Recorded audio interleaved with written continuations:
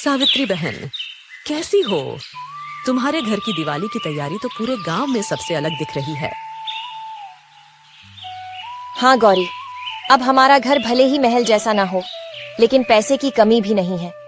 बाकी लोगों से तो कहीं बेहतर ही है। सही कह रही हो सावित्री, तुम्हारे घर की रौनक तो सचमुच अलग ही है। इस दिवाली मेरे पति मुझे 9 लखा हार दिलवाने वाले हैं। तुम सोच भी नहीं सकती वो हार मुझ पर कितना खूब फबेगा। बीसलपुर नामक गांव में 2 बहनें रहती थीं। बड़ी बहन सावित्री पैसे वाली थी। छोटी बहन कमला बहुत गरीब थी। क्या हुआ? कोई काम मिला क्या? नहीं, आज भी सब जगह से मना कर दिया। कोई काम नहीं मिला। अच्छा, चलो मैं खाना लगा देती हूँ।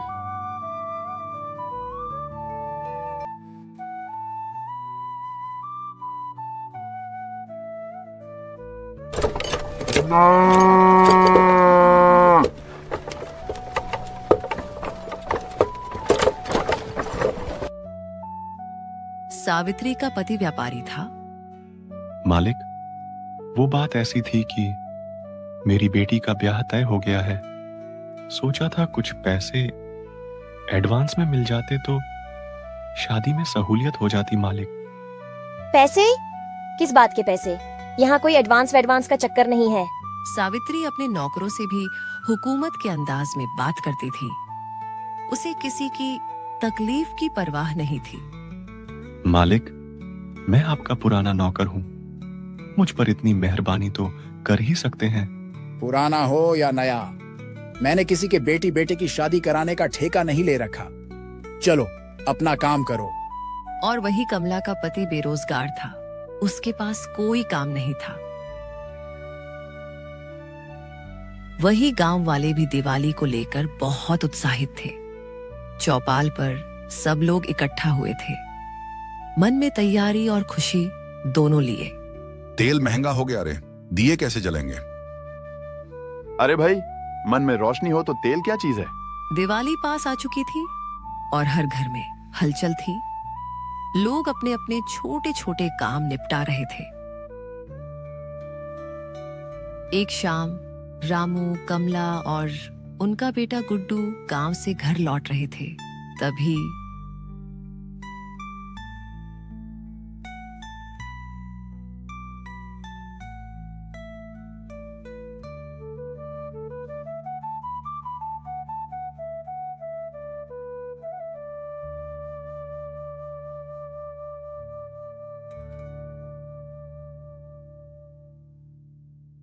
देखा ना रामू, कैसे गुड्डू उन लोगों को देख रहा था।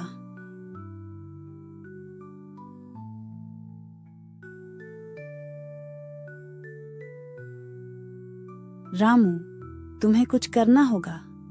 कुछ भी हो, हमारे कपड़े हो या ना हो, हम चाहे भूखे रहें या खाएं ना, पर गुड्डू की दिवाली अच्छी जानी चाहिए।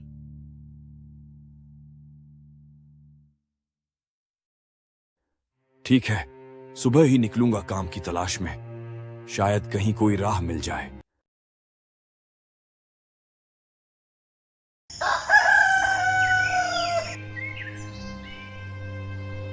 अगली सुबह सूरज उगा तो रामू ने बिना कुछ खाए काम की तलाश शुरू कर दी। जेब खाली थी, पर उम्मीद अब भी बाकी थी। सेठ जी, कोई काम मिल जाए तो बताइए। बर्तन साफ कर लूंगा, दुकान भी संभाल लूंगा। चाय वाला हंसते हुए कहता है, अब काम तो बहुत लोग मांगते हैं रामू। तेरे जैसा तो रोज 3-4 आते हैं।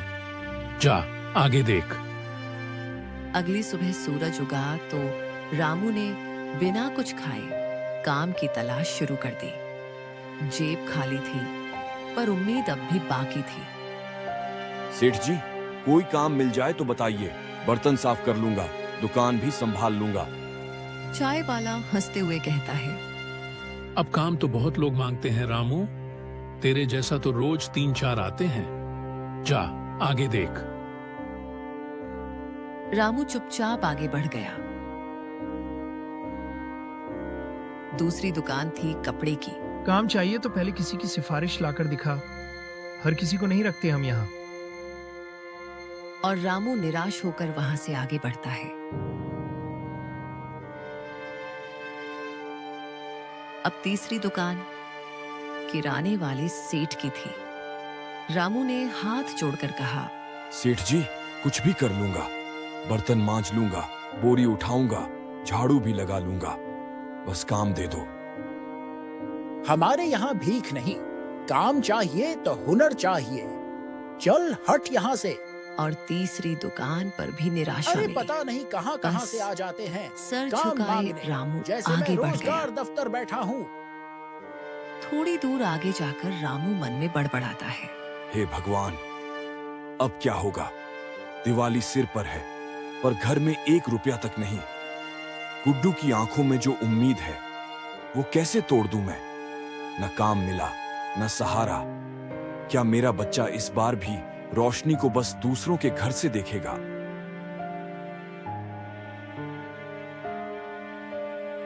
निराश कदमों से घर लौटा रामू। चेहरे पर थकान थी और आंखों में हार।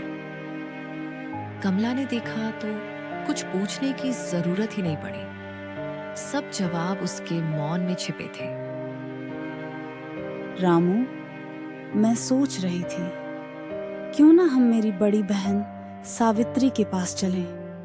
वो और जीजा जी बहुत बड़े व्यापारी हैं, शायद थोड़ी मदद कर दें या फिर कोई काम दिला दें तुम्हें। नहीं कमल, मैं किसी से मदद नहीं मांगना चाहता। अपनी मेहनत से जो मिलेगा वही ठीक है। रामू, हमारा नहीं तो बच्चों का तो सोचो।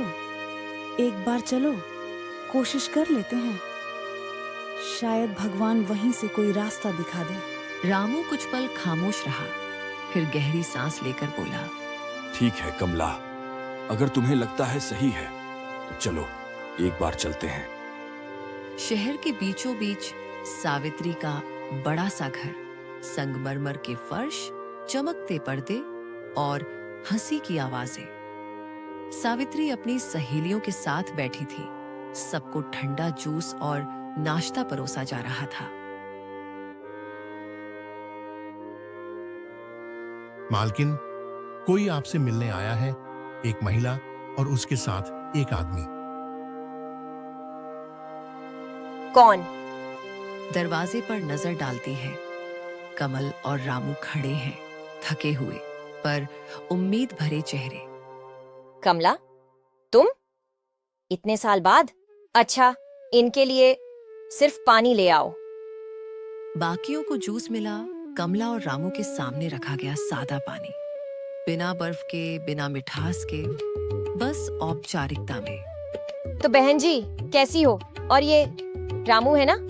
काम धंधा कैसा चल रहा है आजकल? दीदी, रामू को कुछ महीनों से काम नहीं मिल रहा। सोचा था शायद जीजा जी के पास कुछ काम हो या थोड़ी मदद मिल जाए। मदद? हर कोई आता है काम मांगने। अगर सबको काम देने लगूं तो खुद बेरोजगार हो जाऊं। कमल, तुम्हें तो आदत है ना हर वक्त रोने की। कमला की आंखें नम हो गईं, पर उसने चुप्पी नहीं तोड़ी। दीदी, मजाक अपने बराबर वालों से करते हैं। हम तो बस एक उम्मीद लेकर आए थे।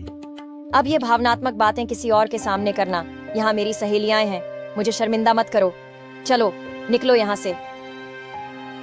कमला और रामू चुपचाप घर लौट जाते हैं। रामू, सच कहती हूँ, मुझे दीदी से ऐसी उम्मीद नहीं थी। खून का रिश्ता भी आज पराया लग रहा है।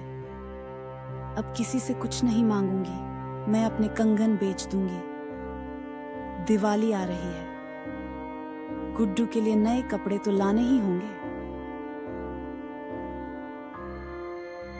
हे भगवान, क्या यही दिन देखने बाकी थे? कभी सोचा नहीं था कि अपने ही घर में हाथ फैलाने पड़ेंगे।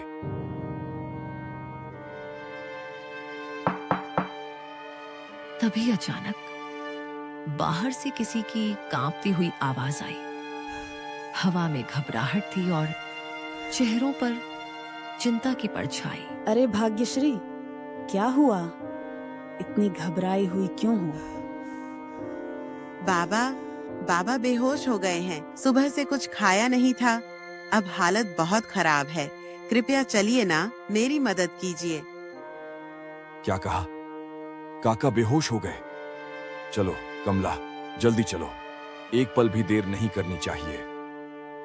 रामू और कमला बिना कुछ सोचे भाग्यश्री के साथ निकल पड़े। धूल भरी उस गली में तीनों के कदम तेजी से बढ़ रहे थे।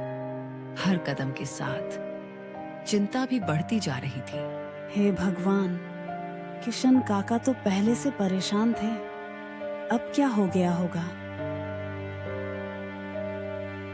रामू, कमला और भाग्यश्री हाँफते हुए काका के घर पहुंचे। कमरे में हल्की रोशनी थी और चारपाई पर किशन लाल काका लेटे थे।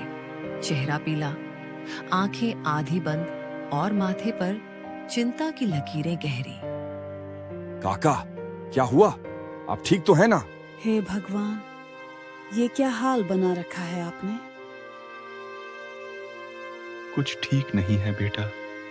भाग्यश्री की शादी तय हो गई है, लेकिन मेरे पास पैसे नहीं हैं। दिन रात उसी चिंता में रहा। शायद उसी से तबीयत बिगड़ गई। अब सोचता हूं मेरी बिटिया का क्या होगा।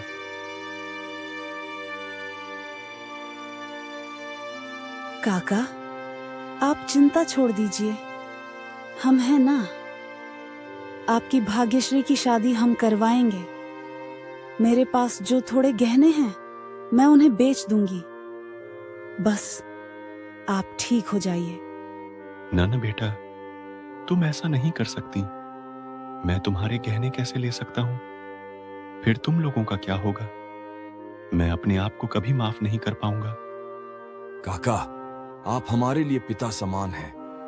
मेरे अपने पिताजी तो अब इस दुनिया में नहीं हैं, और भाग्यश्री, वो तो मेरी अपनी बहन जैसी है। आपको मना करने का हक नहीं है। काका की आंखों से आंसू बह निकले। वो कुछ कहना चाहते थे, पर शब्द गले में अटक गए। किशन लाल काका को पैसे देकर रामू और कमला लौट रहे थे। थोड़ी दूर चलते ही रास्ते में एक मंदिर मिला। दोनों रुके और मंदिर की ओर बढ़ गए। हे भगवान, अब हमारे पास कुछ नहीं बचा। जो भी है, अब सब तुम्हारे हाथ में है। हाँ प्रभु, अब तू ही रास्ता दिखा। मंदिर से प्रार्थना करने के बाद रामू और कमल घर की ओर लौट रहे थे। रास्ते में एक बुजुर्ग महिला मिली। बेटा, मंदिर का प्रसाद तो लेते जाओ, और सुनो, इसे घर जाकर ही खाना, रास्ते में मत खाना। जी माता, जैसा आप कहें। दोनों ने प्रसाद लिया और घर की ओर चल पड़े। उन्हें नहीं पता था कि वही प्रसाद उनकी जिंदगी बदलने वाला है। कमला, वो माता जी का प्रसाद तो खोलो, देखें क्या दिया है। कमला ने पोटली खोली, पर जैसे ही अंदर झांका, उसकी सांस थम गई। अरे रामू, इसमें तो सिर्फ सोने के सिक्के और हीरे मोती हैं। हे भगवान, ये तो हमारा नहीं है। इस पर हमारा कोई हक नहीं बनता। शायद माता जी ने गलती से हमें दे दिया हो। चलो उसी जगह वापस चलते हैं जहां वो मिली थी।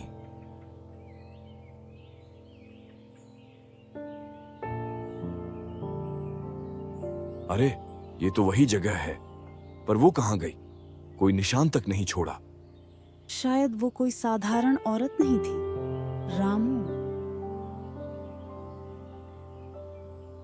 रामू ने हाथ जोड़कर आकाश की ओर देखा और बोला, माता, ये आपका आशीर्वाद है।